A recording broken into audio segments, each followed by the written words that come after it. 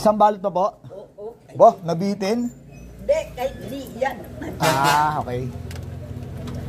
Sa anak. Yan, may bumili pong Yakult.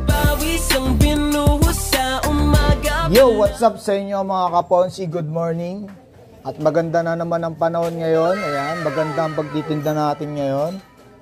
At dito po tayo ngayon sa aming maliit na tindahan. Ayan, welcome po, welcome. Ayan, buksan po natin ang ilaw. Ayan, welcome po dito sa aming tindahan. Ito po ay minamanage namin ng aking asawa. Ayan, para po sa ating pamilya, syempre. Ayan po, isang ikot lang dyan. Ayan, parang may dadaan na truck. Silipin lang natin mga kaponsi. Ganito po dito sa amin, sa lugar namin. Ayan o. Ayan, may truck. Truck ng basura. Nag-ready na yung mga tao, kagulo. Anyway mga kaponsi, balik tayo dito sa tindahan. Kasi ako na po ang duty ngayon at si Mrs. ay nagpapahinga. Sa mga bago lang po, dalawa lang po kasi kami nagmamanage dito ng aking asawa, palitan. So yun mga kaponsi, meron pala akong nakita dito. Laking tulong to sa inyo. Isang balot na po? Oo. Bo, nabitin? Hindi, kahit di yan. Okay. Sa anak. Yan, may bumili pong Yakult. O yak, iniinom. Ay, ano yun? Napalakas. Yan, nalaglag yung ano. So yun mga kaponsi, may bumiling Yakult si nanay. Bali, Yakult namin ay 60 pesos. So 60 minus 100, 40. 10, 20, 30, 40.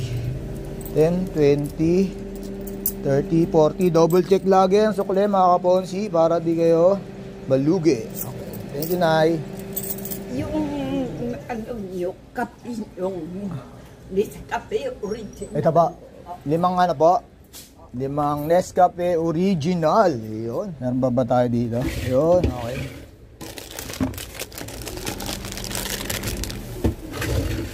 Mas makakatipid po kasi kayo pagka limahan, sampuan, bundle po. Yan. 64 na eh. Plastic na lang natin ulit. Kuha tayong plastic. 64 po.